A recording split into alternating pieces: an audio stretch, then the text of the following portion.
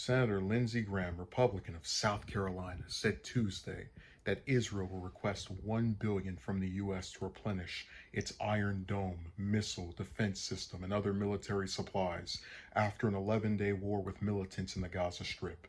Graham, a senior member of the Senate Appropriations Committee, met Tuesday with Israeli Prime Minister Benjamin Netanyahu and Defense Minister Benny Gantz as he tours Israel following the fighting. The panel on which Graham sits is in charge of foreign military aid. There will be a $1 billion request coming to the Pentagon this week from the defense minister to replenish the Iron Dome and a few other things to upgrade the system, Graham said at a press conference. They really had a press conference on this? Wow. The expected request comes after Israel leaned heavily on its Iron Dome interception system to knock thousands of rockets fired by Gaza Strip militants out of the sky. Graham said he expects the request to garner bipartisan approval in Congress, which is narrowly controlled by Democrats. There's been a big dust-up over the last engagement between Hamas and the State of Israel in the United States, but I'm here to tell you that there's a wide and deep support for Israel among the Democratic Party. President Biden has already committed to replenish Israel's supply of Iron Dome rockets. The 11-day war killed 243 Palestinians, including 66 children. A dozen Israelis, including 2 children, were also killed. Graham is correct. I hate to admit it, but he's right.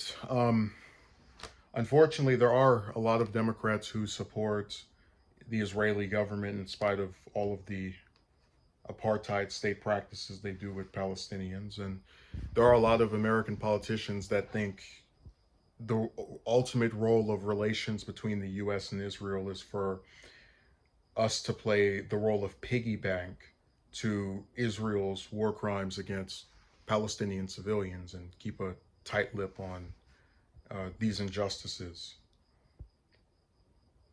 I take no pleasure in admitting how correct he is. I mean, you read in the article itself, Biden already has pledged to replenish Israel's supply of, of rockets. So I fully expect this to happen. It really pisses me off that if this were any other country, whether it be Russia, maybe not Saudi Arabia, because we like to bootlick for them too, but North Korea, Iran, and they killed 200 plus people, we would see some outrage. They would go, hey, look at this humanitarian crisis over here. Look at all these people that died, but they just don't care.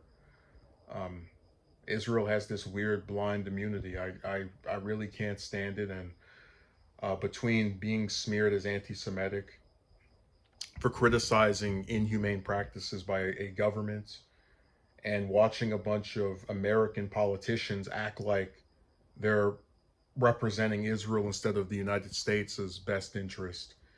And that's what they were elected to do, and it wasn't. It's just really demoralizing. But I agree with Graham, unfortunately. And, it's really disturbing. Like when it's mentioned that yesterday, because I'm recording this on Wednesday, he met with Netanyahu and Gantz. I guarantee you that he did not condemn them over the 200 plus Palestinians that died, most of whom were civilians, including the 66 kids. But like I said, if it were somewhere like Iran that killed 200 plus people, look at all these children and innocents that they've murdered, that terrible regime. Because he's a hypocrite. These warmongers, they always pick a side that can get away with the practices that they claim to oppose. Again, only when it's by certain people.